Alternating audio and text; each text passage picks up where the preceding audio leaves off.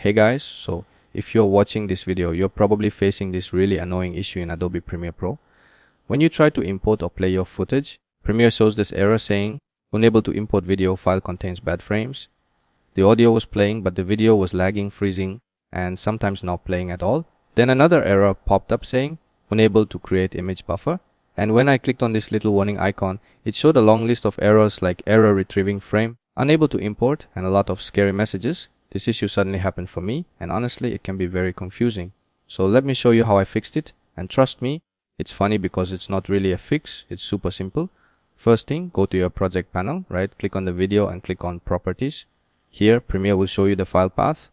In my case, the video was located in drive C, so I went to drive C, and guess what? My C drive was completely full.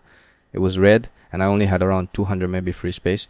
That's the real reason why this issue happens. Premiere Pro needs free space, especially on the drive where your footage or cache is stored. If the drive is full, you'll get errors like bad frames, error retrieving frame, lag, freezing, all of that. So what you need to do is very simple. Just move some files from drive C to another drive and free up some space. I personally recommend keeping at least 10 to 20 GB free because it helps avoid a lot of random Premiere Pro issues. After freeing up space, close Premiere Pro completely, then reopen it. Now go back to your project and play the footage again. And as you can see, the video plays smoothly, no lag, no freeze, no error retrieving frame, everything works perfectly. So yeah, sometimes the solution is very simple, but it can be confusing. That's why I made this video.